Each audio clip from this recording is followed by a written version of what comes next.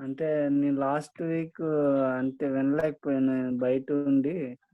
స్ట ఆ first week అయితే యూ మన శిష్యులందరూ ఒక రూమ్‌లో ఇంకా ఒక ఇంట్లో ఉన్నారు. అంటే యూదులకు భయపడిపోయి ఒక ఇంట్లో దాక్కుని ప్రార్థన చేసుకుంటున్నారు. అంతట్లోపు యేసు ప్రభు వచ్చి వారికి కొన్ని మాటలు చెప్పి వారిని బలపరుస్తారు. తర్వాత అందులో ఒక తోమా ఉండడు. తోమా తర్వాత తర్వాత మళ్ళీ కలుస్తాడు. తోమాకి యేసు ప్రభు కూడా తర్వాత కలిసి కొన్ని మాటలు మాట్లాడిన తర్వాత తోమాను గూడా కొంచెం బలపరుస్తారు. అది జరుగుతదండి. అంటే ఓకే, నేను లాస్ట్ వీకే చూసానండి. చెప్పారు ఏ చెప్తున్నావు. ఆ! అది మళ్ళీ అంటే లాస్ట్ వీక్ నేను లేను. ఓకే అంటే జాయిన్ అయ్యాను గానీ వినలేదు. బయట ఉండిపోయి.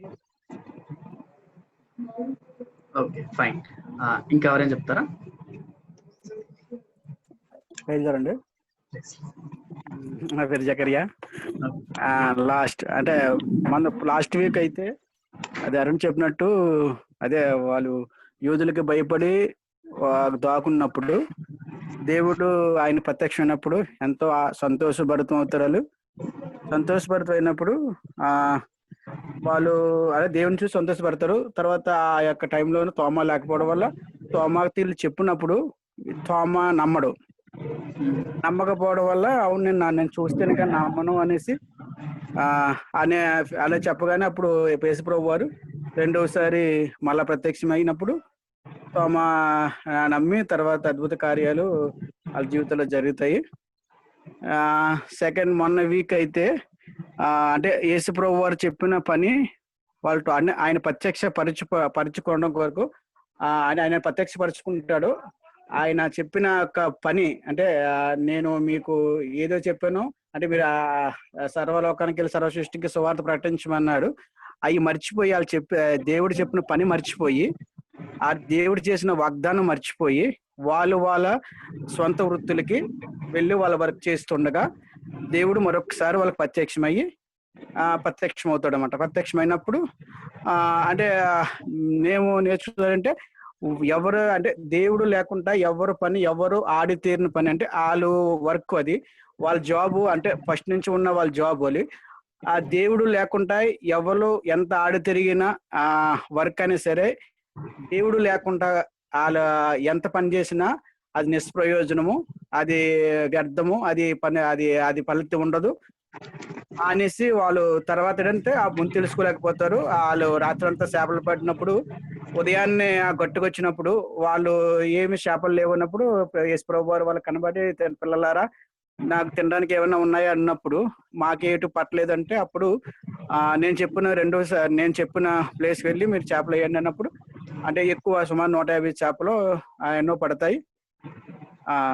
అది అంటే అంటే వాళ్ళు నిజాయితీగా ఒప్పుకున్నారు. అంటే మేము ఒప్పుకుంటున్నాము, మేము చెప్పిన పని మర్చిపోయి మేము చేస్తున్నామని నిజాయితీగా వాళ్ళు చేసిన పని వాళ్ళు ఒప్పుకుంటున్నప్పుడు దేవుడు మళ్ళా వాళ్ళకి అదే రెండోసారి వాళ్ళకి ప్రత్యక్షం అవుతాడు. అంటే ఫైనల్ ఏంటంటే దేవుడు లేకుండా మనం ఏ పని చేసినప్పటికీ మనం ఎంత ఆడితేరిన వర్క్ అయినప్పటికీ దేవుడు లేకుండా మనం ఏ పని చేయలేము. తర్వాత ఆయనది ఒకవేళ మనము అంటే నిజాయితీగా మనం అన్ని ఒప్పుకొని కార్యాలు చేయాలన్నది నాకు అర్థమైందండి. Okay, thank you. మీరు చక్కగా నేర్చుకోవడమే కాకుండా మీ జీవితాల్లో కూడా దాన్ని అప్లై చేసుకుంటున్నాను. దాన్ని బట్టి దేవునికి నేను కృతజ్ఞతలు చెల్లించుకుంటున్నాను.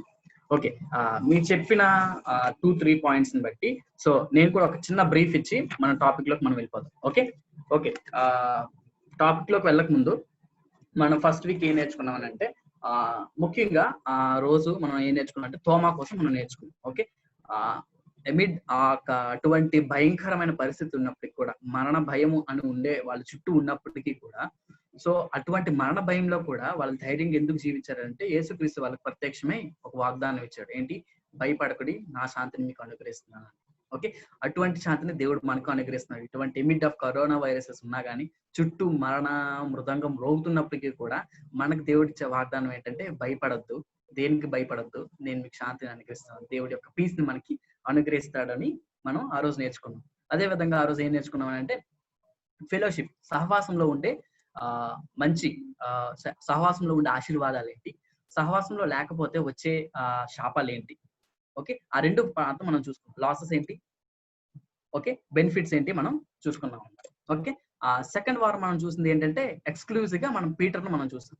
ఓకే, పేతుని మనం చూసేటప్పుడు తన రాంగ్ డెసిషన్స్ ఎందుకు తీసుకున్నాడని అంటే 3 విషయాలు చెప్పాను. ఏంటి, మొట్టమొదటిగా ఆయన యొక్క వాగ్దానాన్ని మర్చిపోవడం, రెండోది వాగ్దానం ఇచ్చిన వ్యక్తిని మర్చిపోవడం, మూడోది బయట పరిస్థితులను చూసి యేసు వైపు చూపు మరల్చడం బట్టి తను రాంగ్ డెసిషన్ తీసుకున్నాడు అన్నమాట. ఓకే, కానీ మరలా తను రాంగ్ డెసిషన్ నుంచి ఎలా కరెక్ట్ చేసుకున్నాడంటే దేవుడికి విధేయత చూపించడం బట్టి ఆ రాంగ్ డెసిషన్స్ నష్టంలో కూడా విధేయతను బట్టి తను ఎంతగానో ఆశీర్వాదాన్ని చూసినట్టుగా మనం చూస్తాం.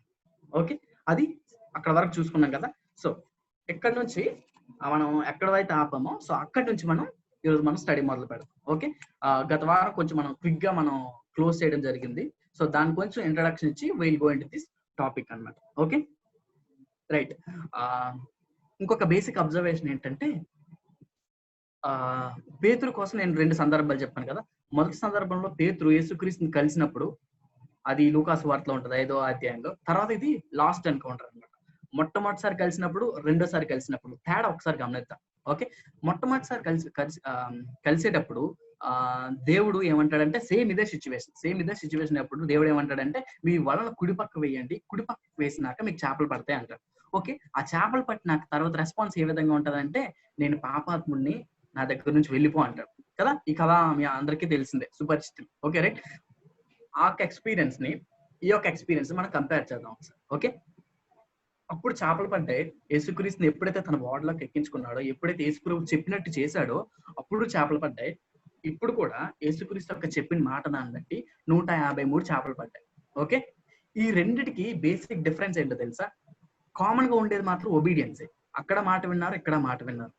కానీ అక్కడ ఉన్న పేతురులో మార్పు చూస్తే, ఇక్కడలో ఉన్న పేతురు మార్పు చూస్తే మనకు చాలా డ్రాస్టిక్ డిఫరెన్స్ కనిపిస్తుంది అన్నమాట. ఏంటంటే, అక్కడ ఫస్ట్ సిచ్యువేషన్ లో మనం చూసేటప్పుడు పేతురు ఏమంటాడంటే, నేను అపవిత్రుడిని, నన్ను వదిలిపో అంటాడు. ఓకే, కానీ ఇక్కడ వచ్చేటప్పుడు యేసు ఆయన యోహాన్ పక్కనున్న యోహాన్ ఏం చెప్తాడంటే, ఆయన యేసు ప్రభు అని అన్న వెంటనే అక్కడి నుంచి ఆ ఓడలో ఎంతో దూరం 200 మీటర్స్ దూరంలో ఉంటే, 200 అడుగుల దూరంలో ఉంటే వెంటనే అక్కడి నుంచి దూకి యేసు ప్రభు దగ్గరకు వచ్చేసాడు.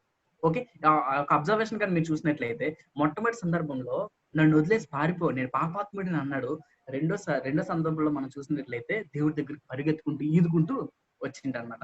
దీన్ని బట్టి నేను ఒకటి చెప్పాలనుకుంటున్నాను. ఏంటో తెలుసా? యేసుక్రీస్తుని కానీ నిజంగా నీ యొక్క హృదయంలో కానీ ఉన్నట్లయితే, యేసుక్రీస్తుని కానీ నిజంగా నువ్వు విశ్వసించినట్లయితే, పాపాన్ని బట్టి నీ వైఖరి అట్లా ఉంటది అనమాట. అర్థమైందా? అంటే నువ్వు పాపంలో ఉండేటప్పుడు, అయ్యో నేను పాపని గుర్తించినాక తర్వాత దేవుని దగ్గర నుంచి దూరం అయిపోయేటప్పుడు, దేవుడు నీకు ప్రత్యక్షం అయ్యేటప్పుడు, దేవుడు నువ్వు ఆ పాపంలో అలా ఉండిపో, ఆక బోట్లోనే లేదంటే ఆక ప్లేస్ లో ఉండిపో. దేవా నేను పాపని మరలా రిటర్న్ అయ్యే అవకాశం ఉంటది ఎప్పుడు నువ్వు క్లియర్ గా నిజపూర్వకంగా రక్షణ పొందినప్పుడు. ఒకవేళ ఇప్పుడు మన కండిషన్స్ లో మనం అప్లై చేసుకున్నాం. ఓకే, పేతురు ఆ టైంలో దేవుని దగ్గర నుంచి దూరంగా పారిపోవచ్చు, కానీ దేవుని దగ్గరికి రావడం మొదలు పెట్టాడు. ఎందుకంటే తను చేసిన తప్పు అని ఒప్పుకోవడానికి దేవుని దగ్గరకు వచ్చిండు.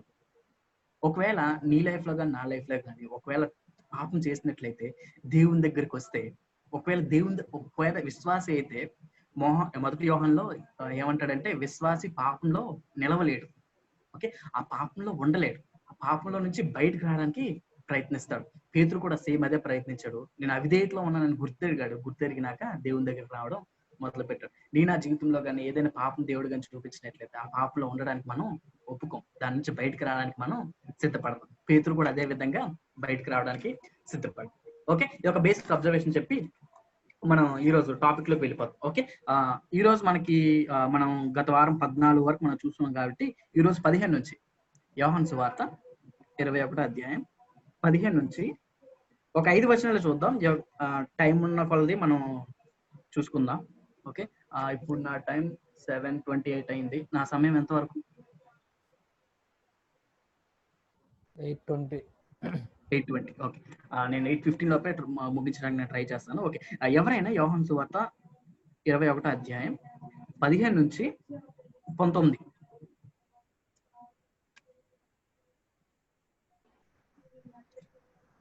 చిన్న సౌండ్ వస్తుంది, అమ్మ ప్రేయర్ అనుకుంటా బాస్.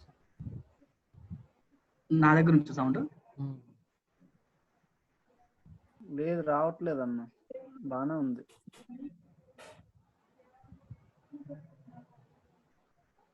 అమ్మ ప్రేయర్ ఓకే. అనుకుంటాను బాస్. ఓకే, ఎవరైనా చదువుతారా యోహాను సువార్త 21వ అధ్యాయం 15 నుంచి 19 వరకు? వారు భోజనం చేసిన తరువాత యేసు సీమోను పేతురును చూచి, యోహాను కుమారుడివైన సీమోను, వీరికంటే నీవు నన్ను ఎక్కువగా ప్రేమించుచున్నావా అని అడుగగా, అతడు, అవును ప్రభువా, నేను నిన్ను ప్రేమించుచున్నానని నీవే ఎరుగుదువని ఆయనతో చెప్పెను. యేసు, నా గొర్రె పిల్లలను మేపుమని అతనితో చెప్పెను. మరలా ఆయన, యోహాను కుమారుడవైన సీమోను, నన్ను ప్రేమించుచున్నావా అని రెండవసారి అతనిని అడుగగా, అతడు, అవును ప్రభువా, నేను నిన్ను ప్రేమించుచున్నానని నీవే ఎరుగుదువని ఆయనతో చెప్పెను. ఆయన, నా గొర్రెలను కాయమని చెప్పెను. మూడవసారి ఆయన, యోహాను కుమారుడవైన సీమోను, నన్ను ప్రేమించుచున్నావా అని అతనిని అడిగెను. నన్ను ప్రేమించుచున్నావా అని మూడవసారి తను అడిగినందుకు పేతురు వ్యసనపడి, ప్రభువా, నీవు సమస్తము ఎరిగిన వాడవు, నిన్ను ప్రేమించుచున్నానని నీవే ఎరుగుదువని ఆయనతో చెప్పెను. యేసు, నా గొర్రెలను మేపుము, నీవు యవనుడివై ఉండినప్పుడు నీ అంతట నీవే నడుము కట్టుకుని నీకిష్టమైన చోటికి వెళ్ళుచుంటివి. నీవు ముసలివాడైనప్పుడు నీ చేతులు నీవు చాచుదువు, వేరొకడు నీ నడుము కట్టి నీకిష్టము కాని చోటికి నిన్ను మోసుకుని పోవునని నీతో నిశ్చయముగా చెప్పుచున్నానని అతనితో చెప్పెను. అతడు ఎట్టి మరణము వలన దేవుని మహిమపరచునో దాన్ని సూచించి ఆయన ఈ మాట చెప్పెను. ఇట్లు చెప్పి నన్ను వెంబడించమని అతనితో అనెను.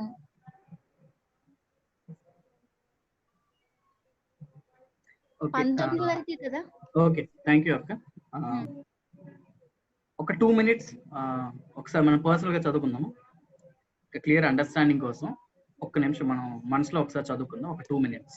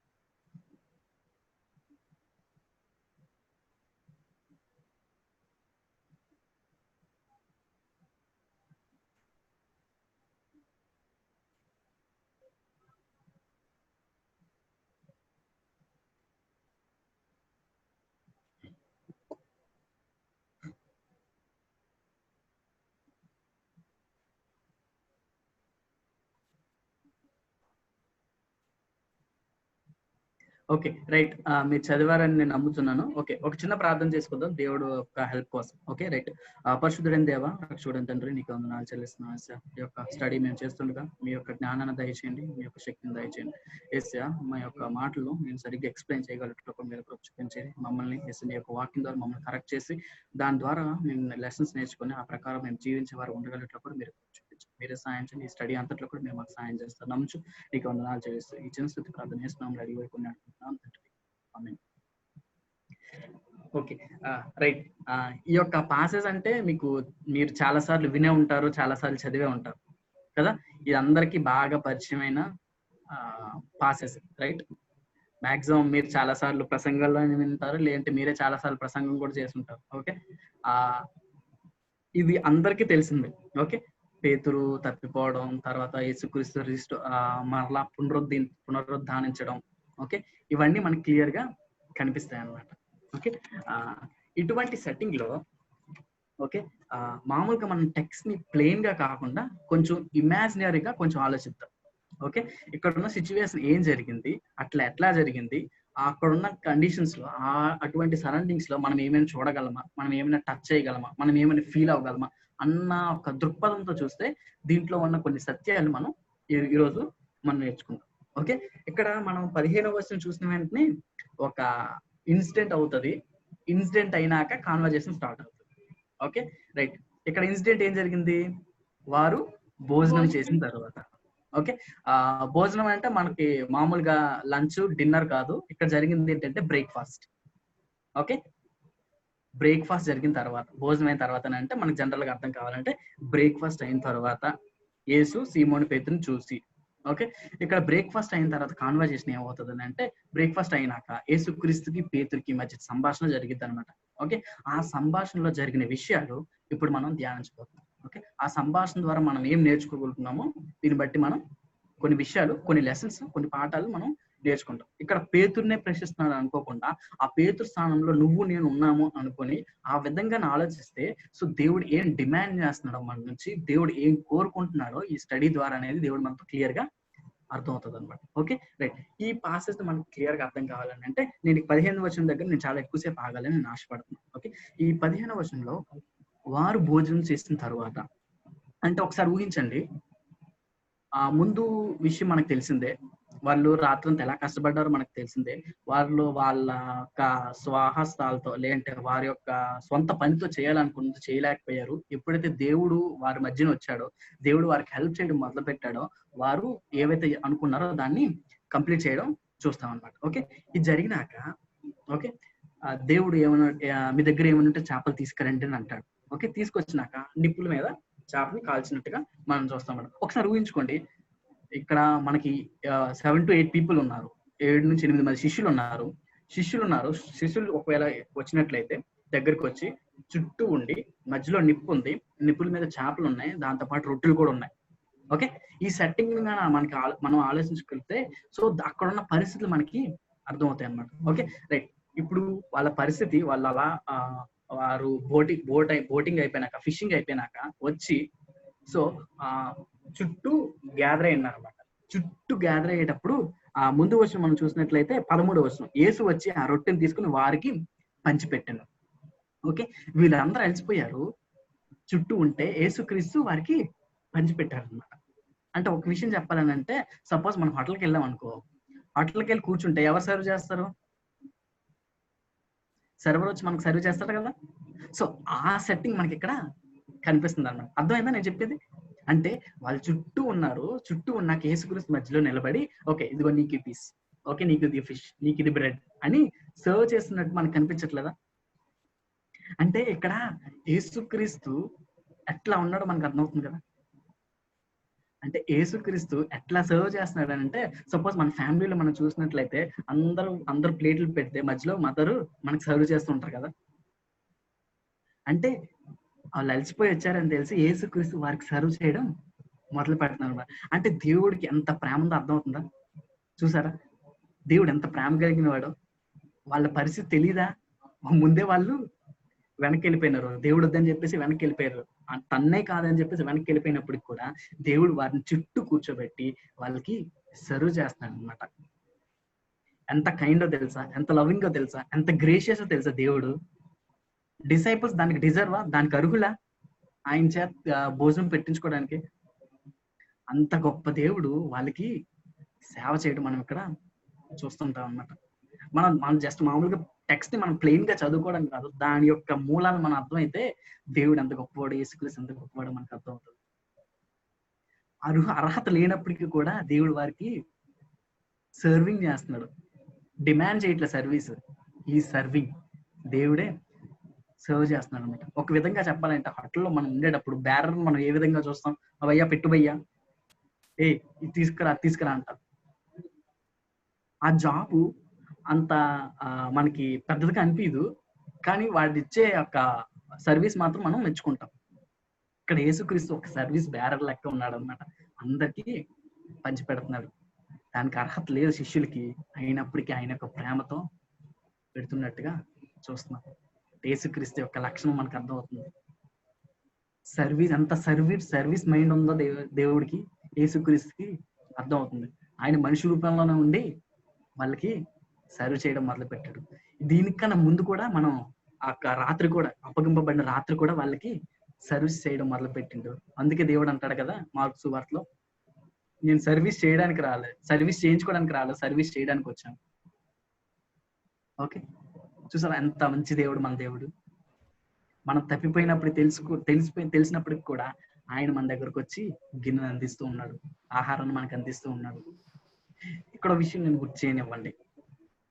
ఈ లాక్డౌన్ సమయంలో మన దగ్గర ఎప్పుడైనా భోజనం కరువైందా? మీ యొక్క హృదయాల మీద మీరు చేసుకొని చెప్పండి.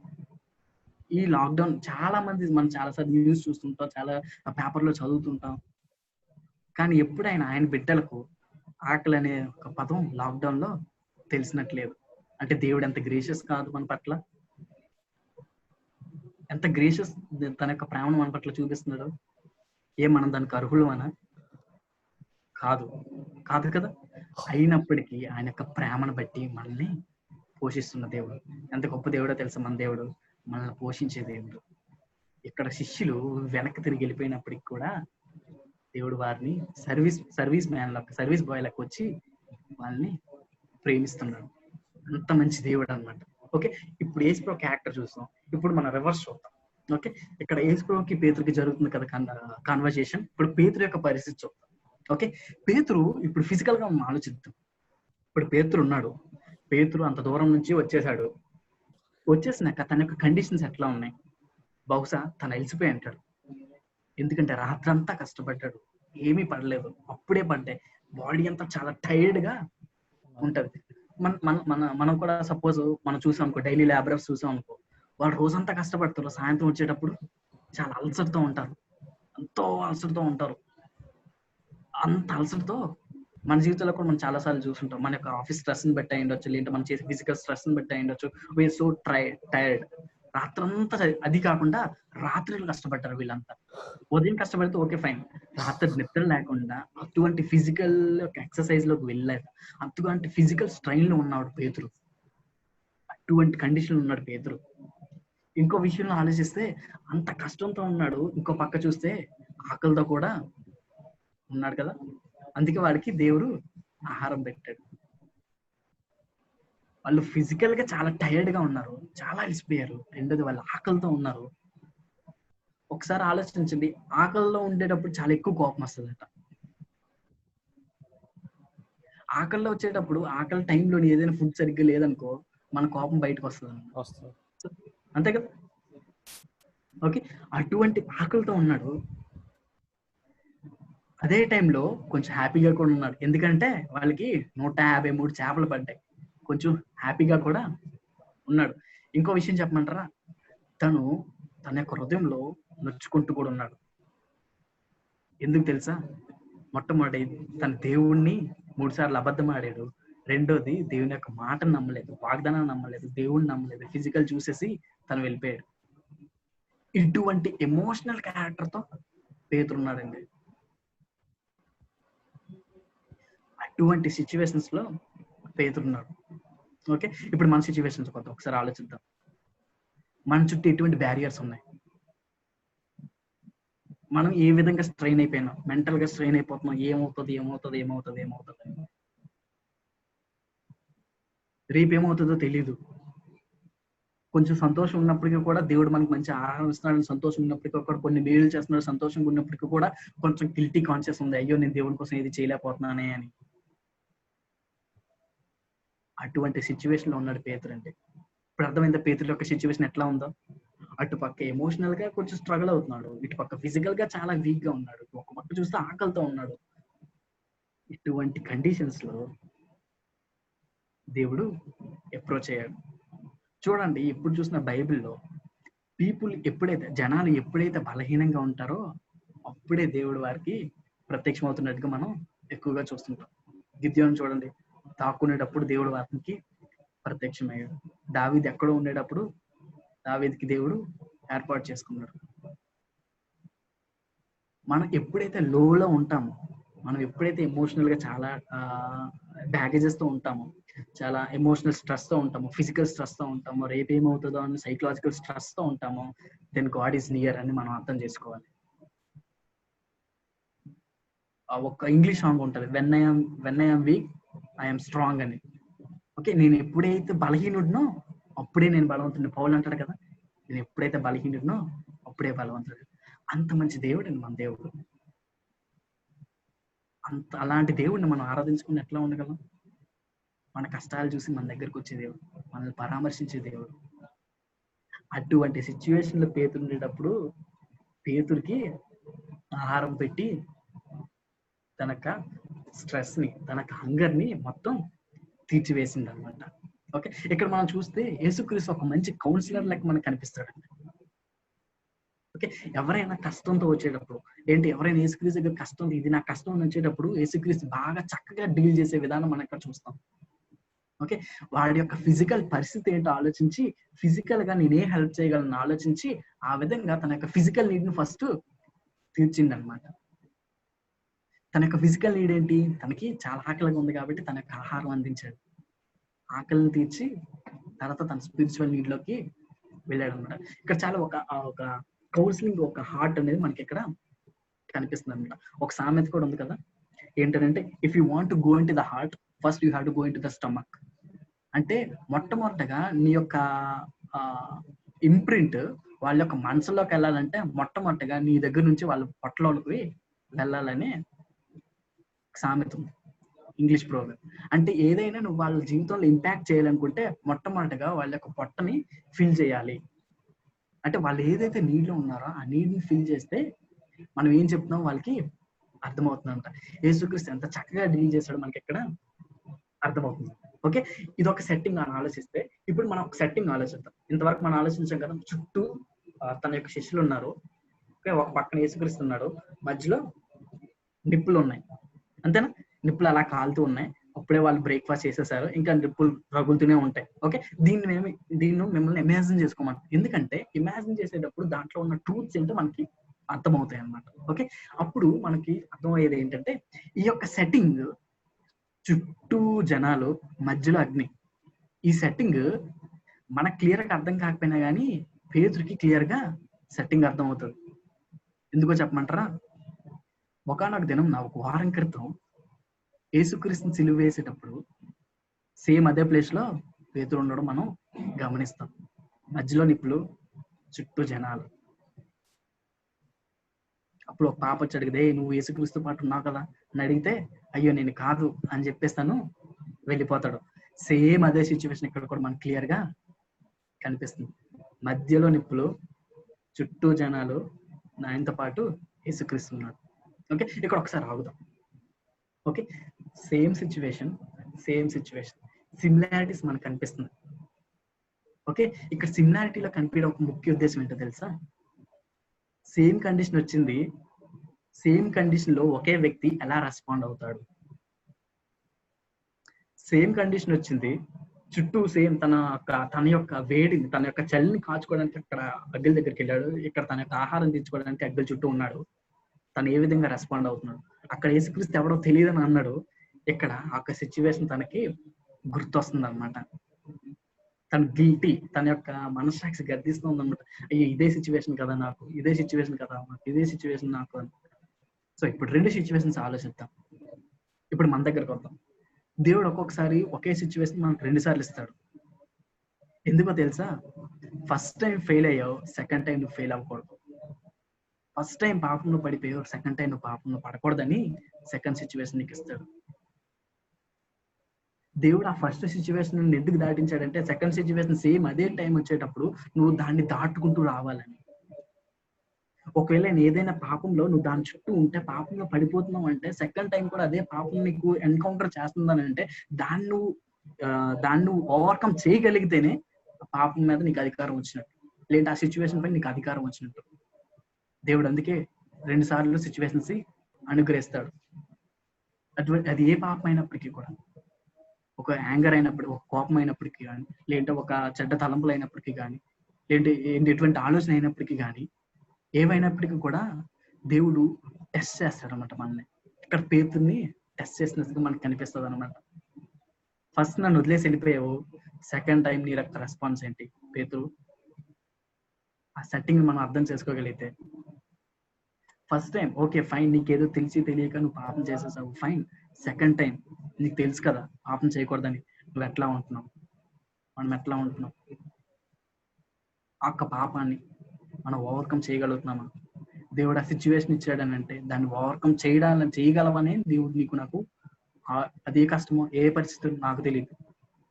వీళ్ళు దేవుడు నీతో మాట్లాడుతున్నట్లయితే ఈ సమయంలో ఏ సిచ్యువేషన్ లో నువ్వు ఉన్నావు, అది పాపం అని తెలిసినప్పటికీ కూడా దాని నుంచి నువ్వు తప్పించుకోలేకపోతున్నావు అని అంటే దేవుని ప్రేమ నీకు సరిగ్గా అర్థం కాలేదేమో. ఆ సిచ్యువేషన్ లో పెట్టి దేవుడు అడుగుతున్నాడు అనమాట. మైట్ బి ఆ సమయంలో పేతురు తనలో తాను ఆలోచించుకుంటూ ఉండొచ్చు, అయ్యో నేను దేవుడిని ప్రేమిస్తున్నాను, దేవుడు 3 సార్లు చెప్తాడు కదా పేతురుతో, ఆ శిష్యులతో, నేను ఇలా వెళ్ళిపోతున్నాను, నన్ను ఇలా సిలువ వేస్తారని అంటే అప్పుడు పేతురు గబుక్కుని ఏమంటాడంటే, ఇది నీకు జరగదు, ఇది నీకు అవ్వదు, మీతో పాటు నేను మరణించడానికి నేను సిద్ధమే. అటువంటి డెసిషన్స్ తీసుకున్న వ్యక్తి పాయింట్ దగ్గరికి వచ్చేటప్పటికి వెనక్కి వెళ్ళిపోయాడు. మరలా సేమ్ పాయింట్ వచ్చింది. What is the decision? Might be చాలా క్యాంప్స్ లో, మైట్ బి చాలా ప్లేసెస్ లో, మైట్ బి సండేస్ లో కూడా నువ్వు దేవుని యొక్క వాక్యం చేత నువ్వు ఎన్కౌంటర్ అవుతున్న కొలది, దేవుడితో మాట్లాడుతున్న కొలది దేవుని దగ్గర నువ్వు కొన్ని డెసిషన్స్ తీసుకుంటావు. కానీ ఆ పాయింట్ వచ్చేటప్పటికి, ఆ పరిస్థితి వచ్చేటప్పటికి నువ్వు ఎట్లా రెస్పాండ్ అవుతున్నావు? ఒకవేళ తప్పిపోయినప్పటికి కూడా, ఒకవేళ తప్పిపోయావా, తప్పిపోతే దేవుడు సెకండ్ ఛాన్స్ ఇస్తాడు. ఆ సెకండ్ ఛాన్స్ యూజ్ చేసుకోవడానికి నీకు ఇష్టమేనా? సో పేతురు ఇవన్నీ ఆలోచించుకుంటున్నమాట. ఇవన్నీ పేతురు ఒక మైండ్ లో తిరిగే ఆలోచనలు. ఆ ఆలోచనలు కానీ అర్థమైతే పేతురు ఎంత స్ట్రగుల్ అవుతున్నాడో మనకి అర్థం అవుతుంది అనమాట. చాలా సార్లు ఈ పాసెస్ ని మనం ఓన్లీ ఎక్కడ మనం కాన్సన్ట్రేట్ చేస్తామంటే, నువ్వు నన్ను ప్రేమిస్తున్నావా అని దాని మీద మనం ఎక్కువ కాన్సన్ట్రేట్ చేస్తాం. కానీ పేతురు తను ఏ విధంగా ఫీల్ అవుతున్నాడు, ఏ విధంగా తను ఎమోషనల్ గా తను బ్యాగులు అవుతున్నాడు అనేది మనం చాలా సార్లు అర్థం చేసుకోం. పేతురు అటువంటి సిచ్యువేషన్స్ గుండా వెళ్తున్నాడు. మైట్ బి సమయంలో నువ్వు కూడా ఆ సిచ్యువేషన్స్ గుండా వెళ్ళొచ్చేమో. మైట్ బి దేవుని దగ్గర నువ్వు చాలా డెసిషన్స్ తీసుకుని ఉండొచ్చేమో. దేవాని దగ్గర ఈ ఆదివారం నుంచి నేను ఇచ్చేయను, లేంటి యొక్క బైబిల్ స్టడీ నుంచి ఇచ్చేయను, లేంటే దేవుడు నీతో వాక్యంలో మాట్లాడినాక ఈ ప్రకారంగా జీవించడం అనుకుంటున్నావు. కానీ ఆ సిచ్యువేషన్ నీ దగ్గరికి వచ్చేటప్పుడు సేమ్ అదే రిపీట్ అవుతుందేమో. పేతురు లెక్క పెద్ద పెద్ద మాట్లాడుతున్నాడు పేతురు, ఎవరు వదిలిపెట్టినా నేను వదిలిపెట్టినాను అన్నాడు. కానీ సమయం వచ్చేటప్పుడు దేవుడిని వదిలేసి వెళ్ళిపోయింది అన్నమాట. 3 సార్లు అడుగుతారు కదా, 3 సార్లు దేవుడు ముందుగానే చెప్తాడు, 3 సార్లు కోడి కూసినప్పుడు నువ్వు నాకు అబద్ధం పొక్కుతావు అని. ఒకవేళ దేవుడు నువ్వు ఏ విషయంలో అయితే నువ్వు ఏ విషయంలో అయితే నువ్వు పడిపోతున్నావో, సెకండ్ టైం నీకు ఆ పరిస్థితి ఇచ్చేటప్పుడు పడిపోకుండా ఉండాలని దేవుడు ఆశపడుతున్నాడు. ఒకవేళ పడిపోతున్నావు అని అంటే ఆయన యొక్క ప్రేమ నీకు అర్థం కాలేదేమో. ఇటువంటి ఎమోషనల్ స్ట్రగుల్స్ తో వెళ్తున్నాడు. ఓకే, అర్థమైందా? రైట్. ఇంత బ్యాక్గ్రౌండ్ అయినప్పటికీ కూడా యేసుక్రీస్తు పేతుర్ని ఎట్లా సంబోధిస్తున్నాడో తెలుసా? సీమోను కుమారుడు, చదువుతా తెలుగులో, యోహాను కుమారుడు అయిన సీమోను. ఓకే, ఇక్కడ కూడా నేను ఒకసారి ఆగాలనిపిస్తుంది. ఓకే, ఇక్కడ మనం చూసినట్లయితే పేతురు యొక్క అన్ని బ్యాడ్ క్వాలిటీస్ ఉన్నప్పటికీ కూడా దేవుడు పేరు పెట్టే పిలుస్తున్నాడు. ఓకే, ఒక ఆయన ఏమంటాడంటే, Satan call you by sin but God calls you by name. సాతాను నీ యొక్క పాపాన్ని బట్టి నిన్ను పిలుస్తాడు, నిన్ను నెట్టేస్తాడు, కానీ దేవుడు నీ పేరుని బట్టి నిన్ను పిలుస్తాడు. మన దేవుడు ఎంత గొప్ప దేవుడో తెలుసా? పాపంలో ఉన్నప్పటికీ కూడా, దేవునికి వ్యతిరేకంగా తిరుగుతున్నప్పటికీ కూడా, దేవుడిని నాకొద్దు, దేవుడిని నేను చిత్తం చేయలేను, నా వల్ల కాదు అన్నప్పటికీ కూడా దేవుడు నిన్ను ఎట్లా చూస్తాడనంటే, నువ్వేది తెలియని వ్యక్తి లెక్క, నువ్వే తప్పు చేయలేనంత వ్యక్తి లెక్క దేవుడు చూస్తున్నాడు. ఈ యొక్క పేతురు జీవితంలో తప్పులు అన్ని ఉన్నప్పటికీ కూడా దేవుడు సీమోను, యోహాను కుమారుడు అయిన సీమోను అని ప్రేమతో పిలుస్తున్నాడు దేవుడు. ఈ సమయంలో నేను గుర్తు చేయాలనుకుంటున్నాను ఏంటో తెలుసా? మైట్ బి నువ్వు పడిపోయి ఉండొచ్చు పాపంలో, మైట్ బి నీ యొక్క ఆత్మీయ జీవితంలో నువ్వు స్ట్రగుల్ అవుతూ ఉండొచ్చు, మైట్ బి నీ యొక్క ఎడ్జ్కి వచ్చేసేవేమో, ఇక నా వల్ల కాదు, ఇక నేను ఉండలేను, నా వల్ల కాదు, యేసుక్రీస్తు యొక్క లెక్క, యేసుక్రీస్తు యొక్క జీవితం లెక్క నేను జీవించడం, యేసుక్రీస్తు యొక్క మాటల్లో నేను నడవడం, ఆయన యొక్క బాటలో నేను నడవడం నా వల్ల కాదు అయినప్పుడు అనే యొక్క స్థితిలోకి నువ్వు వచ్చేసావేమో. దేవుడు మరలా పిలుస్తున్నాడు, యోహాను కుమారుడు అయిన సీమోను. ఎంత పర్టికులర్ గా పిలుస్తున్నాడో తెలుసా? తండ్రి పేరుతో సహా పిలుస్తున్నాడు. ఓకే, ఇక్కడ మనం అర్థం చేసుకోవాల్సింది ఏంటో తెలుసా? యేసుక్రీస్తుకి మన యొక్క పాస్ట్ తెలుసు, మన యొక్క ప్రెసెంట్ తెలుసు, మన యొక్క ఫ్యూచర్ కూడా తెలుసు. అన్ని తెలిసినప్పటికీ కూడా, నువ్వు ఎన్ని తప్పులు చేస్తావని తెలిసినప్పుడు కూడా, ఒకవేళ నువ్వు తప్పులు చేసినప్పటికీ కూడా, yet God is loving you. Might be నువ్వు అనుకోవచ్చేమో, నేను ఇన్ని పాపాలు చేశాను కదా, దేవుడు నన్ను ప్రేమించడేమో, దేవుడు నేను అర్హుడిని కాదేమో. ఎస్, మనం అర్హులం కాదు, కానీ దేవుడు తన యొక్క అగాప ప్రేమతో మనల్ని ఇంకా ప్రేమిస్తున్నాడు. బ్యాక్ స్లైడ్ అయిపోతామా ఈ సమయంలో? బ్యాక్ స్లైడ్ అవ్వకుండా ఆయన యొక్క ప్రేమను అర్థం చేసుకున్నట్లయితే, ఒక ప్రేమ అర్థమైతే ఆయనలో వెంబడించడానికి మనం సిద్ధంగా ఉండగలం. దేవుడు పేరు పెట్టి పిలుస్తాం. అదే మన దేవునికి ఇతరులకి తేడా. దేవుడు మనల్ని పర్సనల్ గా పిలుస్తున్నాడు. ఇక్కడ మనం చూసినట్లయితే ఏదో ఒక జనమ, ఏదో ఒక అట్లా కాకుండా is calling you by personal. It's a personal call, individual call. వ్యక్తిగతంగా దేవుడు పిలుస్తున్నాడు. ఏదో గ్రూప్ గా పిలవడం కాదు, వ్యక్తిగతంగా. He knows your name. నీ యొక్క పేరు తెలుసు, నీ యొక్క పేరు పెట్టి దేవుడు నిన్ను పిలుస్తున్నాడు. ఆయన యొక్క ప్రేమను వదిలి వెళ్ళిపోతామా? ఇక ఆత్మీయ జీవితం నా వల్ల కాదు, నేను ఇలా జీవించలేను అని ఆ యొక్క పేతురు అటువంటి స్ట్రగుల్తో ఉండేటప్పుడు దేవుడు తన యొక్క ప్రేమ ఏంటో చెప్తున్నాడు అన్నమాట. ఓకే, ఇది అర్థమైతే ఇప్పుడు యేసుక్రీస్తుని చూసాం కదా, ఇప్పుడు పేతురు యొక్క పరిస్థితి ఒకసారి ఆలోచిద్దాం. ఓకే, ఫుల్గా ఇట్లా ఎమోషనల్ గా ఉన్నారు. భోజనం అంతా అయిపోయింది. భోజనం అంతా అయిపోయినాక మైట్ బి భోజనాలు ఏమైనా మాట్లాడుకుంటున్నారేమో, మైట్ బి ఫిష్ చాలా బాగుంది, రొట్టె చాలా బాగుంది, ఎలా వచ్చింది అని మామూలు మాట్లాడుకున్నాక, మొత్తం అయిపోయినాక అప్పుడు దేవుడు, యేసుక్రీస్తు, పేతురు ఫేస్ టు ఫేస్ ఎన్కౌంటర్ మనం చూస్తాం. ఒకసారి ఆలోచించండి, ఇటువంటి బ్యాగేజెస్ తో ఉండేటప్పుడు, ఓకే, ఒకసారి సడన్ గా ఇప్పుడు మనం ఈ పరిస్థితిలో ఉన్నాం, యేసుక్రీస్తు మనకు ప్రత్యక్షమే, దేవుడు మనతో మాట్లాడేటప్పుడు మనం ఎలా ఫీల్ అవుతాం? ఇటువంటి తప్పులు ఉన్నాయి, అంత బ్యాక్ స్లైడ్ వెళ్ళిపోతున్నాం, దేవుడి నుంచి దూరంగా వెళ్ళిపోవాలనుకుంటున్నాం, దేవుడిని కష్టం, దేవుడిని ఇష్టపెట్టడం కష్టం అని చెప్పేసి దేవుడి నుంచి దూరంగా వెళ్ళిపోతున్న సమయంలో దేవుడు ఫేస్ టు ఫేస్ ఎన్కౌంటర్ కోరుకుంటున్నాడు అనమాట. మైట్ బి ఈ సమయంకి నువ్వు వచ్చేసావేమో, ఇక నాకు ఆత్మీయ జీవితం నా వల్ల కాదు, ఇక నేను జీవించడం కష్టం అనుకుంటున్నావేమో. మైట్ బి దేవుడు నీతో పర్సనల్ గా మాట్లాడుతున్నామేమో.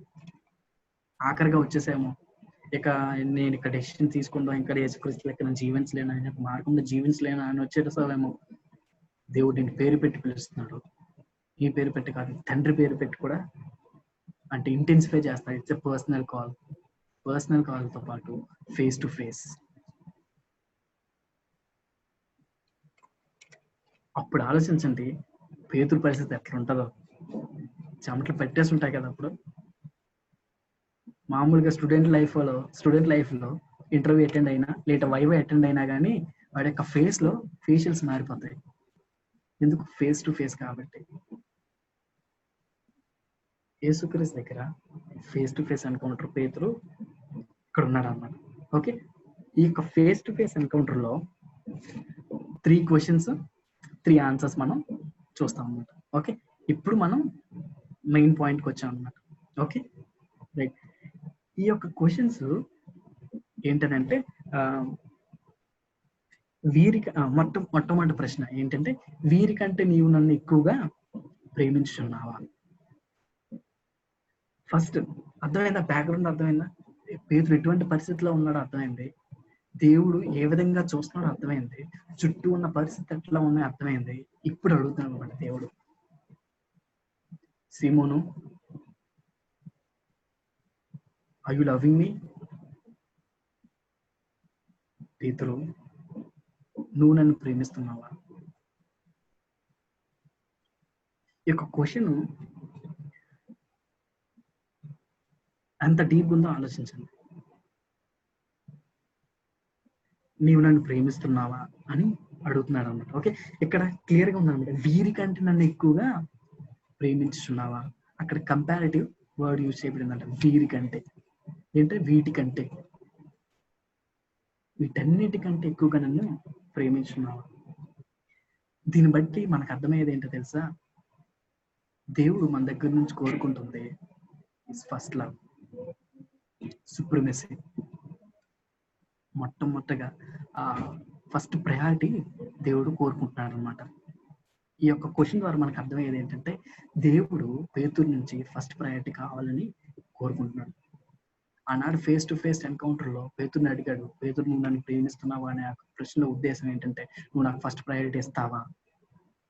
ఇప్పుడు మనకి దేవుడు అడుగుతున్న ప్రశ్న ఏంటంటే, నువ్వు నన్ను ప్రేమిస్తున్నావా అన్నాక ఆయనకు ఉద్దేశం ఏంటో తెలుసా? ఇటువంటి పరిస్థితిలో, ఇటువంటి పాండమిక్ సిచ్యువేషన్స్ లో అన్నిటికంటే నన్ను ఎక్కువగా ప్రేమిస్తున్నావా?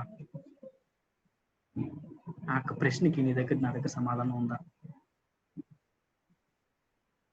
ఆ ప్రేమ ఏంటో దేవుడు చూపించాడు ఆల్రెడీ. ఆ ప్రేమను చూపించినాక దేవుడు ఏమడుగుతాడంటే, పేతురు, వీటన్నిటికంటే నువ్వు నన్ను ఎక్కువగా ప్రేమిస్తున్నావా? తన యొక్క సిచ్యువేషన్ లో తన యొక్క వలలో, తన యొక్క ఓటు, తన యొక్క లైఫ్, తన ప్రయారిటీ అయిపోయింది కాబట్టి వీటన్నిటికంటే నన్ను ఎక్కువగా ప్రేమిస్తున్నావా అని అడుగుతున్నాడు. మైట్ బి ఈ యొక్క పాండమిక్ సిచ్యువేషన్స్ లో మనం వేటిని ఎక్కువగా ప్రేమిస్తున్నాం. వాటన్నిటి విషయాల్లో దేవుడు మనకు అడుగుతున్న ప్రశ్న ఏంటంటే, వీటన్నిటికంటే నువ్వు నన్ను ఎక్కువగా ప్రేమిస్తున్నావా. ఇంకో విషయం ఏంటంటే, నీ యొక్క భయం కన్నా నన్ను ఎక్కువగా ప్రేమిస్తున్నావా. ఈ భయాలన్నిటిలో కన్నా నన్ను ఎక్కువగా ప్రేమిస్తున్నావా అని. ఆ ప్రశ్న ఇక్కడ ఉంది కదా, ఇక్కడ యోహాన్ కుమారుడు అయిన సీమోన్ అన్న ప్లేస్ లో మన పేర్లు పెట్టుకొని చదువుతారా? మన పేర్లు పెట్టుకొని చదివితే, ఇక్కడ మన పేర్లు పెట్టుకొని చదువుకున్నట్లయితే, వీరికంటే నన్ను ఎక్కువగా ప్రేమించున్నావా అనేది అర్థమవుతుంది అనమాట. ఓకే, ఒకసారి నేను చదువుతాను చూడండి. కృపాసాగర్, వీరికంటే నీవు నన్ను ఎక్కువగా ప్రేమించున్నావా అని మీరు చదువుకున్నట్లయితే, ఆ దాంట్లో ఉన్న అర్థం ఏంటో మనకి అర్థమవుతుంది అనమాట. అంటే దేవుని యొక్క హార్ట్ ఏంటో మనకి అర్థమవుతుంది అనమాట. ఆయన ఎట్లా ప్రేమించాడో కాకుండా మనం ఎట్లా ప్రేమిస్తాం, ఇన్ రెస్పాన్స్ గా ఆయన మన దగ్గర నుంచి ఆశిస్తుంది. ఇటువంటి సిచ్యువేషన్స్ లో, ఇటువంటి పాండమిక్ సిచ్యువేషన్స్ లో, కరోనా చుట్టూ ఉన్న సమయంలో మనం దేనికి ఎక్కువగా ప్రాధాన్యత ఇస్తాం అనేది, ఆయనకి ఫస్ట్ ప్రయారిటీ ఇవ్వాలని దేవుడు ఆశపడతాడు అనమాట. వీటన్నిటికంటే నన్ను ఎక్కువగా ప్రేమిస్తున్నావా. మైట్ బి రిలేషన్స్ కంటే, మైట్ బి మనం వాడే గ్యాడ్జెట్స్, మొబైల్ ఫోన్స్, లేదంటే ల్యాప్టాప్స్, వీటన్నిటికంటే, నీ యొక్క రిలేషన్స్, వీటన్నిటికంటే నన్ను ఎక్కువగా ప్రేమిస్తున్నావా. పేతురు అక్కడ అడిగింది వీరందరికంటే, వీటన్నిటికంటే, నీ యొక్క లైవ్లీ సోర్స్ కంటే, నువ్వు నీ యొక్క బోర్డు కంటే, నీ యొక్క నెట్స్ కంటే, నీ యొక్క ఫ్యామిలీ కంటే నన్ను ఎక్కువగా ప్రేమిస్తున్నావా అనేది ప్రశ్నిస్తున్నాడు. ఇప్పుడు కూడా సేమ్ అదే ప్రశ్న దేవుడు మనతో అడుగుతున్నాడు. వీటన్నిటికంటే నేను ఎక్కువగా ప్రేమిస్తున్నావా. ఒక ప్రశ్నలో ఆయన మన నుంచి కోరుకునేది ఏంటంటే, ఆయన ఫస్ట్ ప్లేస్ ఇవ్వడం. ఆయన ఫస్ట్ ప్లేస్ ఇవ్వడం అంత ప్రాముఖ్యం ఇక్కడ మనకి అర్థమవుతుంది అనమాట. పేతురు కూడా అదే సిచ్యువేషన్ లో ఉన్నాడు కదా, కన్ఫ్యూజ్ అయ్యి తన నెట్స్ వైపు వెళ్ళిపోయాడు. అలా కాకుండా, నెట్స్ వైపు కాకుండా నా వైపు చూస్తావా, అందుకే దేవుడు అడుగుతున్నాడు, నన్ను ప్రేమిస్తున్నావా, నన్ను ప్రేమిస్తావా అని అడుగుతున్నాడు అనమాట.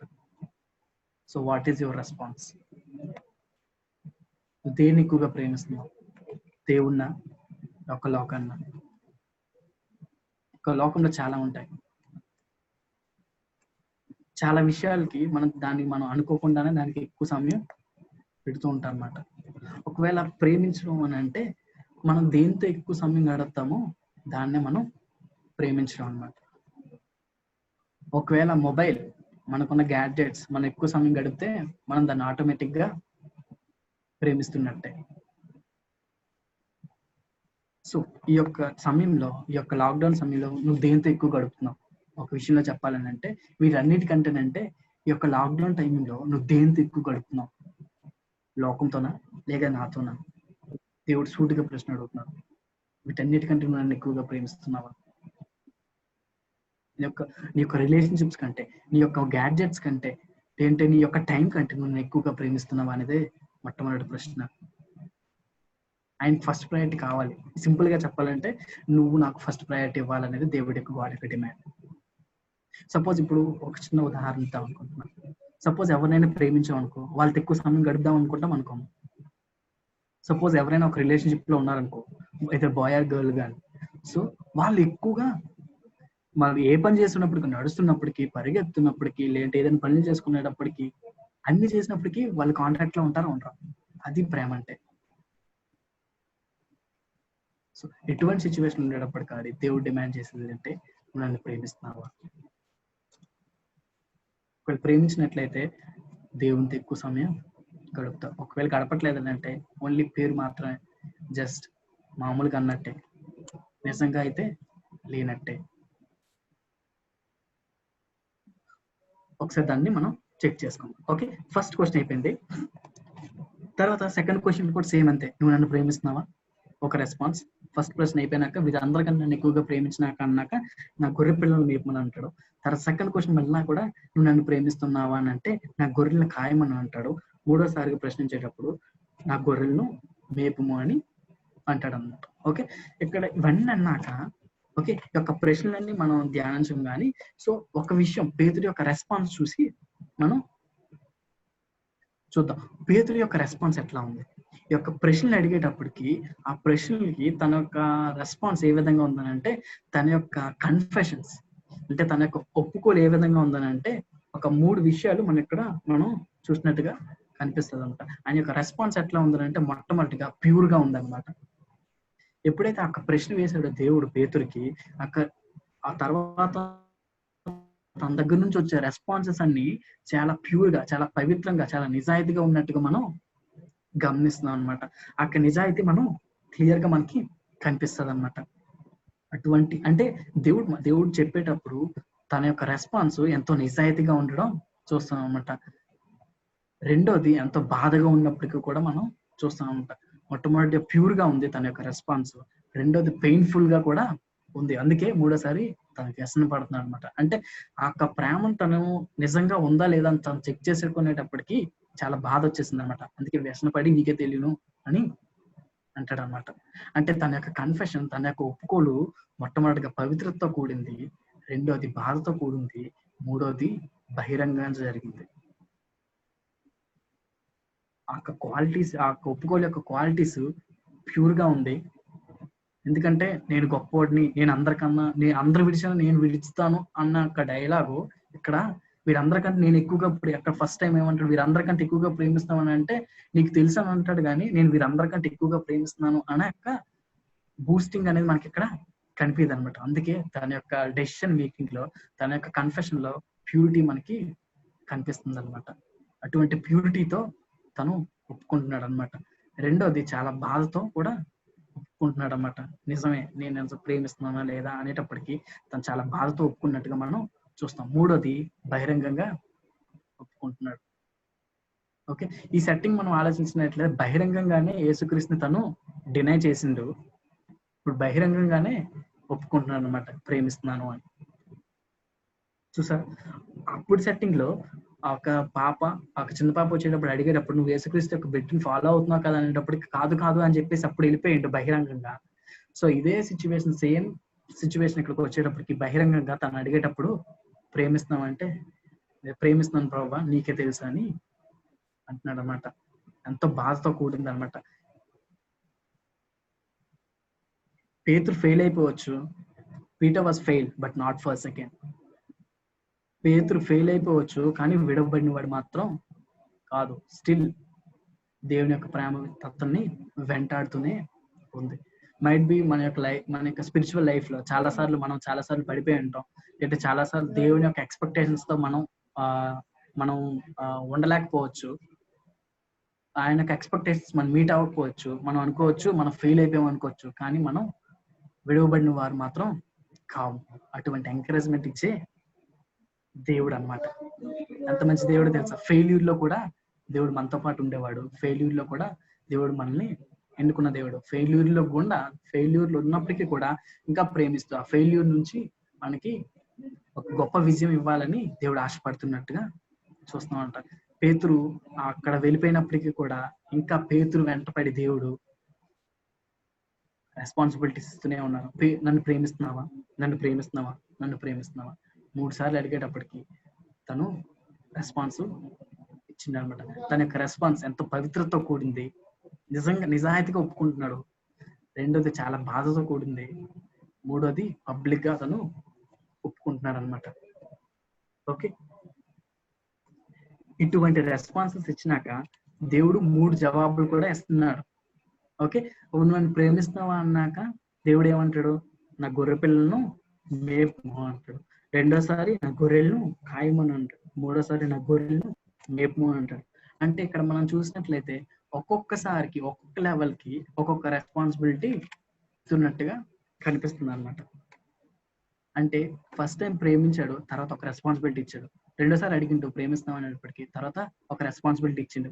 మూడోసారి అడిగిండు ప్రేమిస్తామని, మూడోసారి అడిగినప్పుడు ఒక రెస్పాన్సిబిలిటీ ఇచ్చిండు అనమాట. అంటే దేవుడిని ప్రేమిస్తామని అంటే దేవుడు మనకి ఇచ్చే రెస్పాన్సిబిలిటీ విషయంలో కూడా మనం జాగ్రత్తగా ఉండాలి. అంటే ఒక రెస్పాన్సిబిలిటీ దేవుడు మనకి ఇస్తున్నాడు, ఆ రెస్పాన్సిబిలిటీని మనం చక్కగా హోల్డ్ చేసేవారుగా ఉండాలన్నమాట. ఆ రెస్పాన్సిబిలిటీస్ విషయంలో కూడా ఎంతో అకౌంటబుల్ గా ఉండాలి, ఎంతో మనం రెస్పాన్సిబుల్ గా ఉండాలన్నమాట.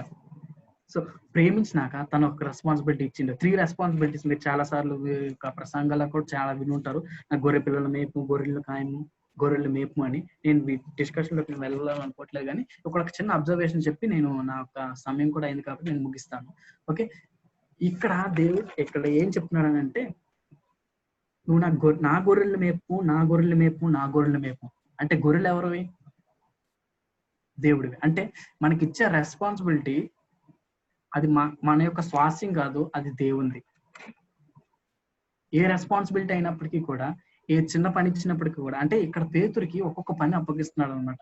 ఆ అప్పగించిన పని విషయంలో ఆ పని తంద కాదు, దేవుడిచ్చిన పని. దేవుడిచ్చిన పనిని అకౌంటబుల్ గా ఉండాలి అని దేవుడు ఇక్కడ చెప్తున్నాడు అనమాట. అంటే దేవుడు నీకు ఇచ్చిన పని విషయంలో ఎంత అకౌంటబుల్ గా ఉంటున్నావు. పేతురికి నువ్వు నన్ను ప్రేమిస్తున్నావా అని అంటే, నువ్వు నన్ను ప్రేమిస్తే నీకు ఒక రెస్పాన్సిబిలిటీ ఉంది, ఆ రెస్పాన్సిబిలిటీ నువ్వు ఫిల్ చేయి.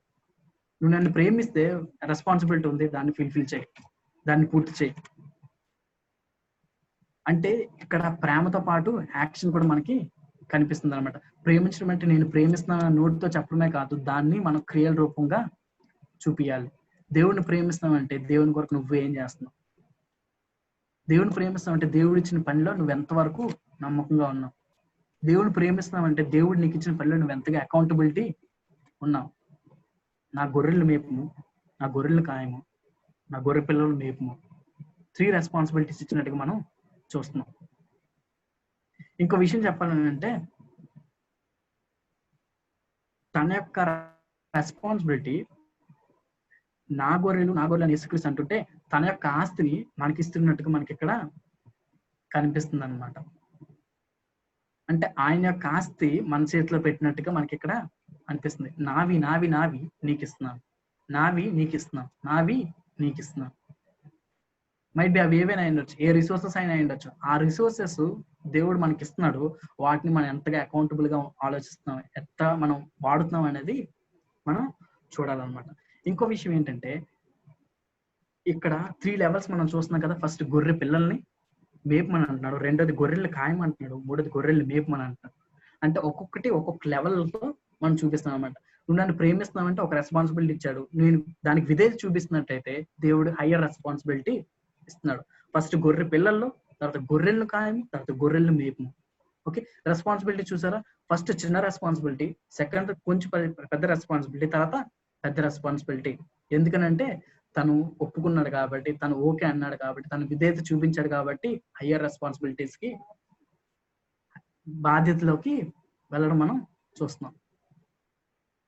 దేవుడిని ప్రేమిస్తామంటే దేవుడు తన యొక్క పనిని మనకు అప్పగిస్తాడు. ఆ పని విషయంలో మనం జాగ్రత్తగా విధేయత కలిగినట్లయితే ఆ యొక్క పనిలో కూడా హయ్యర్ లెవెల్స్ కి మనకి తీసుకెళ్లే దేవుడు అనమాట. ఏంటో తెలుసా? కీ ఆఫ్ సక్సెస్ ఏంటో తెలుసా? ఒబీడియన్స్. నన్ను ప్రేమిస్తున్నావా? ప్రేమిస్తే రెస్పాన్సిబిలిటీ ఇస్తున్నావు. రెస్పాన్సిబిలిటీ నువ్వు చక్కగా నువ్వు నిర్వర్తించినట్లయితే ఫస్ట్ లెవెల్ నుంచి సెకండ్ లెవెల్ కి, సెకండ్ లెవెల్ నుంచి థర్డ్ లెవెల్ కి దేవుడు నిన్ను నన్ను తీసుకెళ్ళగలను దేవుడు. అటువంటి గొప్ప దేవుడు. మనకి ఇవ్వబడిన పని విషయంలో మనం ఎట్లా ఉన్నాం, ఆ పని విషయంలో నమ్మకంగా ఉన్నట్లయితే సెకండ్ వర్క్ దేవుడు నీకు అప్పగిస్తాడు, లేదంటే థర్డ్ వర్క్ నీకు అప్పగిస్తాడు. ఒకవేళ దేవుడు నీకు ఏం పని అప్పగించట్లేదంటే మనం విధేయతలో సరిగ్గా లేమేమో. ఆ విధంగా మనం ఆలోచించుకున్నట్లయితే ఆయన యొక్క హార్ట్ రివీల్ అవుతుంది అనమాట. ఆయనతో మనం మాట్లాడేటప్పుడు నా గొర్రెలు మేపయ్యా, నా గొర్రె పిల్లలను మేపయ్యా అనేటప్పుడు తన యొక్క హృదయ భారాన్ని షేర్ చేసుకున్నట్టుగా మనకు అనిపిస్తుంది. ఆయన యొక్క రెస్పాన్సిబిలిటీ ఏంటంటే ఆయన యొక్క హృదయ భారాన్ని షేర్ చేసుకోవడమే. ఆయన యొక్క హృదయ భారం అర్థమైతే ఆయన నిజంగా ప్రేమిస్తే ఆయన యొక్క హృదయ భారం ఏంటో అర్థం అవుతుంది.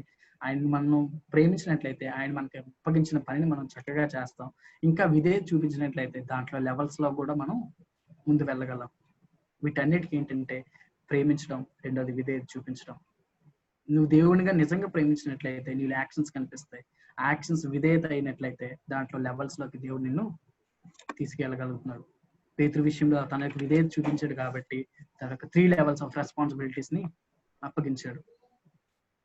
ఓకే, చివరిగా ఒక 2-3 నిమిషాలు ఉన్నాయి కాబట్టి తన యొక్క ఫ్యూచర్ విషయంలో కూడా తను చెప్తున్నాడు అనమాట. యేసుక్రీస్తుని యొక్క ఫ్యూచర్ ఎట్లా ఉండబోతుందో కూడా చెప్తున్నాడు అనమాట.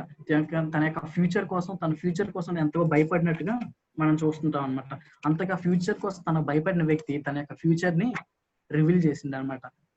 అంటే మాకేమవుతుంది, మా యొక్క పరిస్థితి ఏంటో, ఇప్పుడు నేను వెంబడిస్తున్నాను కదా, ఇప్పుడు మా పరిస్థితి ఏంటి అయినప్పటికీ కూడా దేవుడు వారి యొక్క ఫ్యూచర్ ని వాళ్ళకి రివీల్ చేసింది అన్న పేతురికి. నువ్వు ఇట్లా ఉండబోతావు అని చెప్పేసినాక నువ్వు ఇట్లా మరణం అవుతావు అని కూడా తన యొక్క మరణం కోసం కూడా మనం ఇక్కడ చూడగలుగుతాం. 19వ వచనం చూసినట్లయితే అతడు ఎట్టి మరణం వలన దేవుని మహింపరచును దీన్ని సూచించి ఆయన ఈ మాట చెప్పాను. అంటే ఇక్కడ చూసినట్లయితే మరణంలో కూడా ఆయన మహిమ పొందుతాడు. అంటే లైఫ్ లోనే కాదు, లైఫ్ లో రెస్పాన్సిబిలిటీని ఫుల్ఫిల్ చేయడమే కాదు, అంటిల్ డెత్ లో కూడా ఆయన మహిమ పొందుతాడు. అంటే ఒక విశ్వాసి పట్ల ఆయన యొక్క ఉద్దేశం ఏంటనంటే నువ్వు జీవించినప్పటికీ కూడా మరణించినప్పటికీ కూడా తండ్రికే దేవునికే మహిమ రావాలి. అటువంటి దృక్పథంతో ఉండాలయ్యా అనేది దేవుడు కోరుకుంటున్న విషయం అనమాట. నీ యొక్క లైఫ్ కూడా అట్లా ఎండ్ అవుతుంది, అంత మహిమకరంగా ఎండ్ అవ్వబోతుంది అని చెప్తున్నాడు అనమాట. అంటే మన యొక్క లైఫ్ దేవుని మహిమకరంగా ఉందా, మన యొక్క జీవితం మహిమకరంగా ఉందా? ఆయన ప్రేమించినట్లయితే ఇవన్నీ లైన్ లోకి వస్తాయి. ఆయన ఎట్లా ప్రేమించడం అంటే మాటతో చెప్పడం కాదు, క్రియల్లో ఆయన యొక్క రెస్పాన్సిబిలిటీస్ ని మనం ఫుల్ఫిల్ చేయగలం. ఆఖరిగా దేవుడు ఒక మాట అంటాడు అనమాట, ఏంటంటే నువ్వు నన్ను వెంబడించమని. 19 చివరిలో మనం చూసినట్లయితే నన్ను వెంబడించమని చెప్పాను. ఇవన్నీ ఫుల్ఫిల్ అవ్వాలంటే we have to follow Jesus. నన్ను వెంబడించు. నన్ను వెంబడించడం ఎందుకన్నాడంటే అటువంటి డ్రాస్టిక్ సిచ్యువేషన్, అటువంటి కష్ట సమయాలు వచ్చేటప్పుడు నువ్వు చేపల వైపు వెళ్ళిపోకుండా, బోట్ల వైపు వెళ్ళిపోకుండా, నీ యొక్క రిసోర్సెస్ వైపు నువ్వు చూడకుండా నా వైపు చూడు, నన్ను వెంబడించు. నన్ను వెంబడిస్తే నన్ను ప్రేమిస్తావు, నన్ను ప్రేమిస్తే లెవెల్స్ మారుతాయి. చూసారా, దేవుడు మన నుంచి కోరుకుంటుంది ఏంటో తెలుసా? నువ్వు నన్ను ప్రేమిస్తున్నావా? వీరన్నిటికంటే నన్ను ప్రేమిస్తున్నావా? వీటన్నిటికంటే నేను ఎక్కువగా ప్రేమిస్తున్నావా అని దేవుడు అడుగుతున్నాడు. ఒకసారి మనం ప్రశ్నించుకుందాం. Are we really loving God? ఏదో మాట వరకే చెప్తున్నావా నిజంగా ప్రేమిస్తాం? ఒకవేళ ఆయన ప్రేమిస్తే ఆయన నీకు ఇచ్చిన రెస్పాన్సిబిలిటీలో, ఏదో చిన్న రెస్పాన్సిబిలిటీ అయినా, పైన పెద్ద రెస్పాన్సిబిలిటీ అయినా కానీ నమ్మకంగా ఉండాలి. విధేయత చూపించాలి. విధేయత చూపించినట్లయితే లెవెల్స్ అనేవి ఇంక్రీజ్ అవుతున్నట్టుగా మనం చూడగలుగుతున్నాం. ఆశీర్వాదం, అంత గొప్ప ఆశీర్వాదం తెలిసే విధేయతలో. నిజంగా ప్రేమించినట్లయితే నీలో యాక్షన్స్ కనిపిస్తాయి. యాక్షన్స్ కనిపించినట్లయితే ఈ లెవెల్స్ కూడా చేంజ్ అయినట్టు కనిపిస్తాయి.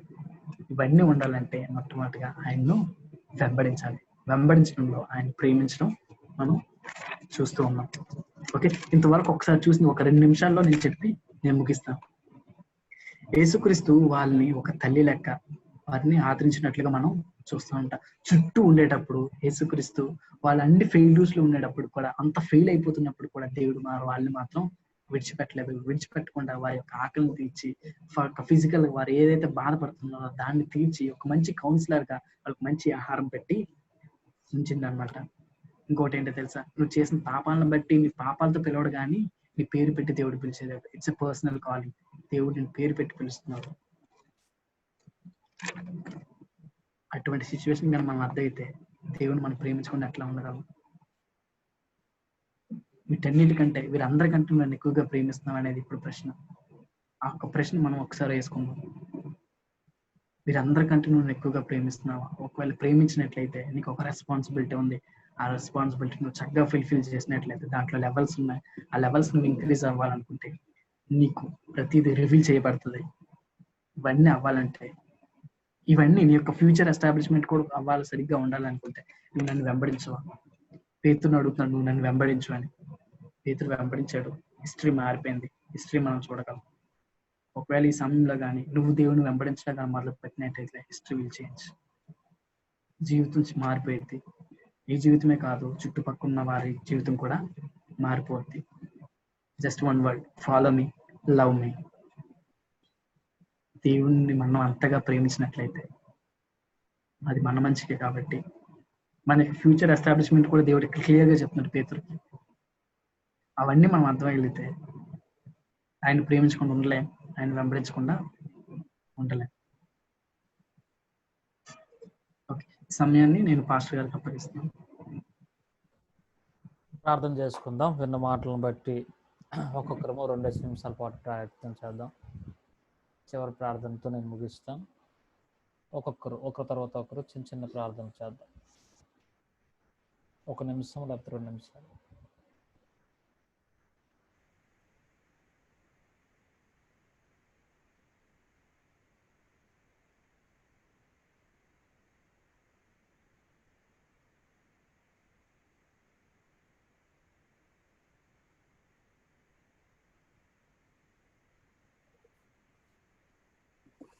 స్తోత్రములు ప్రభా, వందనాలు తండ్రి.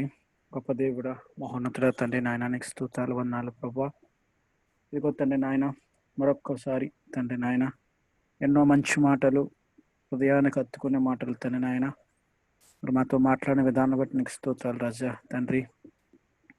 ఇదిగో ప్రభా నాయన యేసయ్యా, ఇదిగో నీ యొక్క ప్రేమను ప్రభువా, ఇదిగో తండ్రి శిష్యులు తప్పిపోతున్నప్పుడు కూడా తండ్రి నాయన వాళ్ళకి చక్కగా నీ ప్రేమను చూపి వాళ్ళకి సర్వ్ చేసిన విధానం బట్టి ప్రభువా వందనాలు తండ్రి నాయన. ఎంత తగ్గింపు జీవితము ప్రభువా తండ్రి నాయన. ఎవరికి ఎలాగా చెబితే వాళ్ళు తండ్రి నాయన వాళ్ళు వింటారో వాళ్ళ ఉదయాన్ని పసిగట్టి ప్రభువా తన ఆకలి తీర్చి ప్రభువా చక్కగా వాళ్ళతో మాట్లాడిన విధానం బట్టి నీకు స్తోత్రాలు ప్రభువా. ఇదిగో తండ్రి నాయన, గొప్ప దేవుడానికి స్తోత్రాలు. పేతురుతో మీరు మాట్లాడిన విధానం తండ్రి నాయన, ఇదిగో ప్రభువా గొప్ప దేవుడా తండ్రి.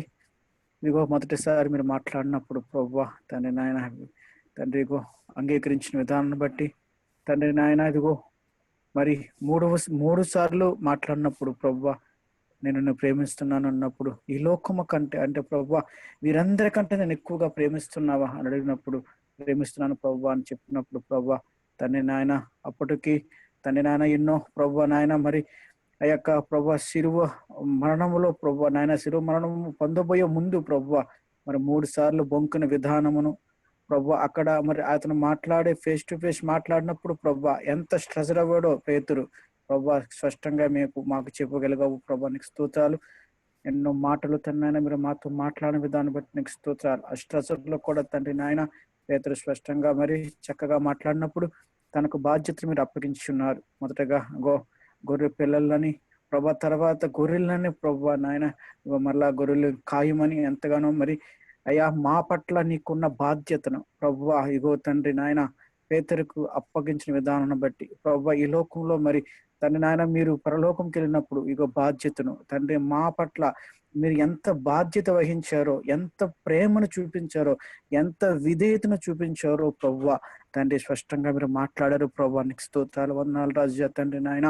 ఇదిగో మరి ప్రభువా అటువంటి జీవితాన్ని మీరు మా పట్ల అంత విధేయత కలిగి, అంత ప్రేమ కలిగి మీరు మాతో ఉన్నప్పుడు ప్రభువా మేము తండ్రి నాయన లోకములో లోక పాపాల్లో మేము ఉంటున్నామేమో తండ్రి నాయన, మమ్మల్ని క్షమించండి ప్రభువా. నిజముగా నిన్ను ప్రేమించే వాళ్ళుగా మమ్మల్ని మార్చండి ప్రభువా.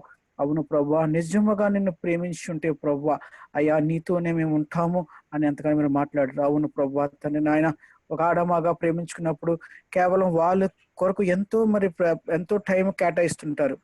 కానీ ప్రభువా మేము అట్టి విధంగా ప్రభువా నిన్ను ప్రేమించే వాళ్ళగా మమ్మల్ని మార్చండి ప్రభువా. ఇదిగో తండ్రి నాయన, మేము ఎలా జీవిస్తున్నప్పటికీ ప్రభువా మాకు జీవితాన్ని మీరు మాకు ఇచ్చిన మరి తండ్రి నాయన, మేము రక్షణ పొందిన నాటి నుంచి ప్రభువా నాయన స్టార్టింగ్ నుంచి ఎండింగ్ వరకు ప్రభువా అయ్యా మేము మరణము పొందే వరకు ప్రభువా అయ్యా నీకు మహిమకరంగా అయ్యా మేము జీవించే కృపను మాకు ఇవ్వండి ప్రభువా. అటు విధంగా పేతురుతో మీరు మాట్లాడవు ప్రభావ, మీరు మాతో మాట్లాడిన ఆ యొక్క పేతురుతో మాట్లాడడం కాదు కానీ తండ్రి అయ్యా మా జీవితాలు మేము అనువదించుకున్నప్పుడు ప్రభువా ఇదిగో మీరు మీకు మహిమకరంగా తండ్రి మేము జీవించడానికి అటువంటి ఆత్మ కార్యాలు మా జీవితంలో జరిగించి అడుగుచున్నాను ప్రభువా. విధేయత కలిగి, వినయము కలిగి, విధేయత కలిగి జీవించే కృపను మాకు దయచేయండి ప్రభువా. నాయన నిన్ను ప్రేమించే వాళ్ళగా మమ్మల్ని తయారు చేయండి, నిన్ను వెంబడించే వాళ్ళగా అయ్యా నిన్నే వెంబడించే వాళ్ళగా మమ్మల్ని తయారు చేయమని, అటు విధంగా మమ్మల్ని తండ్రి నాయన మమ్మల్ని బలపరిచి స్థిరపరచమని.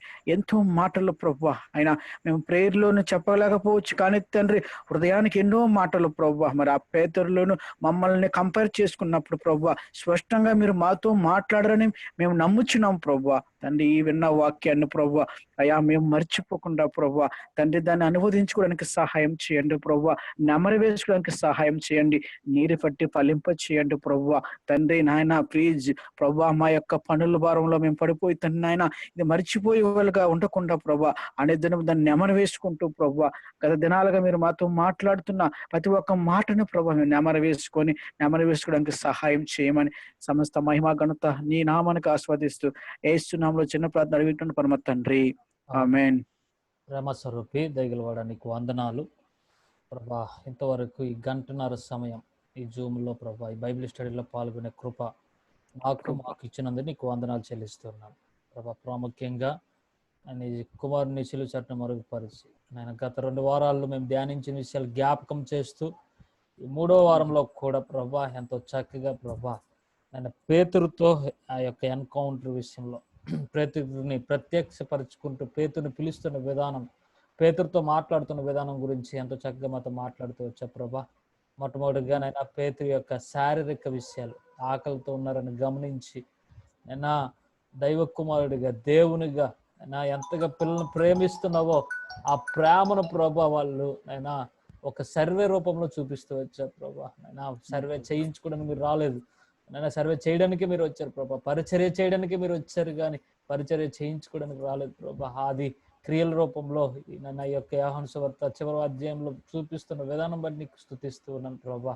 ఇదిగో తండ్రి నైనా నీ యొక్క ప్రేమను మేము చాలాసార్లు గుర్తించలేకపోతూ ఉంటాం నైనా. ఇదిగో ప్రభా మొదటిసారి నైనా కుడివైపు వెళ్ళి వలయమన్నప్పుడు అప్పుడు అద్భుతం జరిగింది, అప్పుడు రెస్పాన్సిబిలిటీ నేను అప్పుడు ఇప్పుడు రిప్లైకి తేడా ఏంటో కూడా నేను వివరిస్తూ వచ్చా ప్రభా. నైనా నీ ప్రేమను బట్టి నేను స్తుతిస్తూ ఉన్నాను నైనా. మమ్మల్ని కూడా ఈ లాక్డౌన్ పరిస్థితుల్లో ఆకలి అంటే ఎరగక మమ్మల్ని పోషిస్తున్న దేవుడు ప్రభా. నేను అంతగా మమ్మల్ని ప్రేమిస్తున్నావు, అంతగా మమ్మల్ని నేను ఆదరిస్తున్నావు, నీకు వందనాలు చెల్లిస్తున్నాను. అంతేకాకుండా శారీరక బాధ్యతే కాకుండా ఆత్మీయ బాధ్యత కూడా కలిగి ఉండి నన్ను ఇక్కడ ఒక కౌన్సిలింగ్ రూపంలో నన్ను పేతుర్ని కౌన్సిలింగ్ చేస్తూ వస్తున్నావు ప్రభా. 3 ప్రశ్నలు ప్రభా.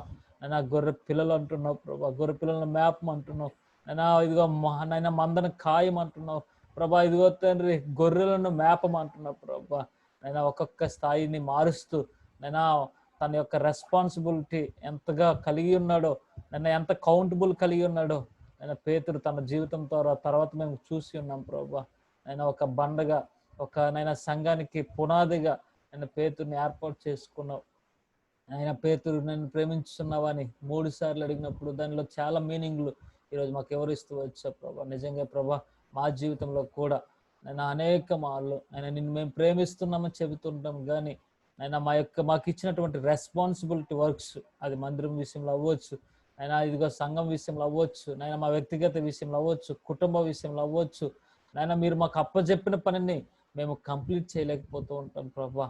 మేము నాయన కొన్ని నిర్ణయాలు తీసుకుంటుంటాం, పారిపోతూ వెనక్కి వెళ్ళిపోతుంటాం. కానీ పేతురు తన జీవితంలో తన తర్వాత ప్రభాని ప్రత్యక్షపరచబడిన తర్వాత నైనా అదే సేమ్ సిచ్యువేషన్ నైనా 2 రకాలుగా నైనా ఒక దగ్గర అబద్ధం ఆడే, అదే అగ్గిమంట దగ్గర అబద్ధం ఆడడం, నేను నీ దగ్గర తప్పిపోవడం, మరి అక్కడే నువ్వు పట్టుకోవడం, అదే మంట దగ్గర నువ్వు పట్టుకోవడం నేను ఎంతో చక్కగా చూపిస్తూ వచ్చా ప్రభా. నేను దాన్ని బట్టి నీకు వందనాలు చెల్లిస్తూ నీ ప్రేమను మేము కొనియాడుతూ నిన్ను వెంబడించే వరంగా నన్ను మమ్మల్ని మార్చమని నువ్వు నైనా 19వ వచనంలో అంటున్నావు, నువ్వు నన్ను ప్రేమిస్తే నువ్వు నన్ను వెంబడిస్తావు, నన్ను వెంబడించి అంటున్నావు ప్రభా. నిజమే ప్రభా, నిన్ను మేము ప్రేమిస్తున్నామనడానికి రుజువుగా నిన్ను వెంబడించే వరంగా నైనా పేతురు అన్ని విషయాల్లో విధేయత చూపిస్తూ వచ్చాడు.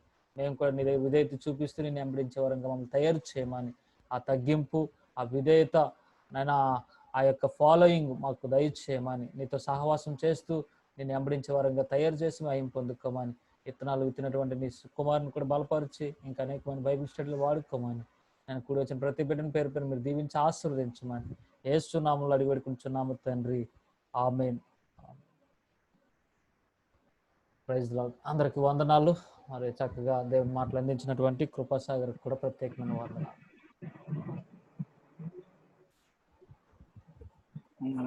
ఉన్నామండి.